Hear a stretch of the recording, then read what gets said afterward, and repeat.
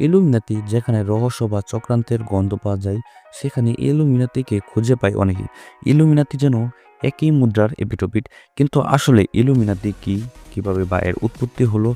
Illuminati হলো রহস্যময় গুপ্ত সংগঠনের নাম, যারা পুরো পৃথিবীতে বিছিয়েছে এক ভয়াবহ ষড়যন্ত্রের জাল। কারা এই সংগঠনের সদস্য আর কিভাবে কাজ করে, তা জানার আগ্রহ কম বেশি সবারই আছে।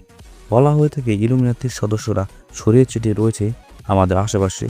তাদের চেনা যায় না এবং ধরা যায় না, কিন্তু টের পাওয়া যায়। আজ থেকে 249 বছর আগে ইলুমিনাতি নামক বাস্তব এবং গোপন সমাজ প্রতিষ্ঠিত হয়েছিল। দ্য অর্ডার অফ ইলুমিনাতি বা ইলুমিনাতি হলো বারবেরিয়াতে প্রতিষ্ঠিত একটি গোপন সমাজ, যা বর্তমানে জার্মানির অংশ। এই সংগঠনটি ছিল 1776 থেকে 1785 সাল পর্যন্ত। ইলুমিনাতির প্রতিষ্ঠাতা ছিলেন আইনের অধ্যাপক অ্যাডাম ওয়েশাপ। ইলুমিনাতি গোষ্ঠীর প্রথম বৈঠকটি 1776 সালের 1 মে ইন্দোস্টেড শহরের কাছে একটি জঙ্গলে অনুষ্ঠিত হয়েছিল বলে মনে করা হয়, যেখানে 5 জন সদস্য উপস্থিত ছিলেন এবং ওই 5 জন সংগঠনের গোপন আদেশ পরিচালনা করবে এমন নিয়ম জারি করা হয়েছিল। একসময় গোষ্ঠীতত্ত্ব, রাজনীতি ও রাজতন্ত্র চার্চ, মন্দির, মসজিদ প্রতিষ্ঠানগুলোর উপর প্রভাব করতে থাকে।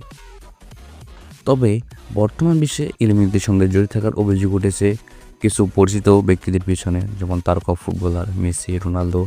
এছাড়া ইলন মাস্কের বৈজ্ঞানিক অর্জন এবং প্রযুক্তিগত ভবিষ্যৎ পরিকল্পনাগুলোকে ইলুমিনাতির বিশ্ব নিয়ন্ত্রণ এজেন্ডের অংশ মনে করেন। সেই সাথে ফেসবুকের প্রতিষ্ঠাতা মার্ক জাকারবার্গ ও ইলুমিনাতির সদস্য হওয়ার অভিযোগ রয়েছে। বিশেষ করে বিশেষত্ব, তথ্য নিয়ন্ত্রণ এবং গোপনীয়তা ইলুমিনাতির পরিকল্পনা হিসেবে চিহ্নিত করা হয়। এছাড়া হলিউড তারকা টম ক্রুজ এবং সাইন্টোলজি ধর্মের যোগাযোগের জন্য তাকে ইলুমিনাতির সদস্য হিসেবে উল্লেখ করা হয়।